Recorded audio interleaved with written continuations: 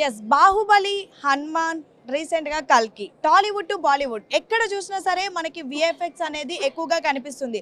ముఖ్యంగా cine industry మొత్తం కూడా విఎఫ్ఎక్స్ పైన డిపెండ్ అయిందనే చెప్పుకోవచ్చు.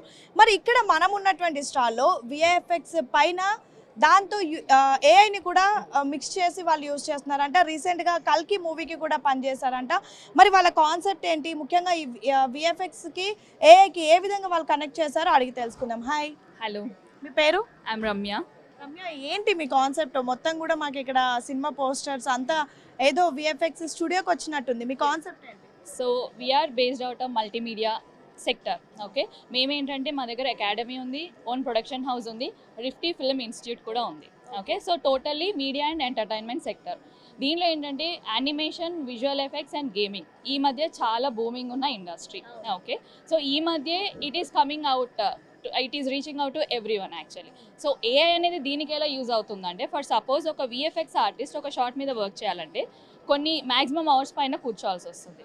సో ఏఐ ఇంటిగ్రేట్ చేస్తే ఏమవుతుందంటే ఒక మినిమం అమౌంట్ ఆఫ్ టైంలో ఆ వర్క్ అనేది అవుతుంది. సో టైం సేవింగ్ ప్రాసెస్ ఉంటుంది.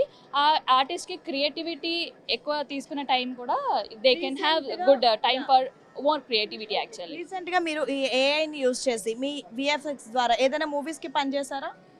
Yes, we have worked for Kalki movie recently, and we have also worked previous major projects were there actually. ఎలా ఉండింది response? Great response because these days visual effects పైన చాలా movies అవుతున్నాయి. అంటే మన animation, VFX లేకుండా ఏ movies అయితే లేవు. సో ఈ సమ్మిట్ మీకు ఏ విధంగా ఉపయోగపడుతుంది? ఎస్, ఇక్కడ చాలామంది ఇండస్ట్రీ నుంచి చాలామంది వచ్చారు.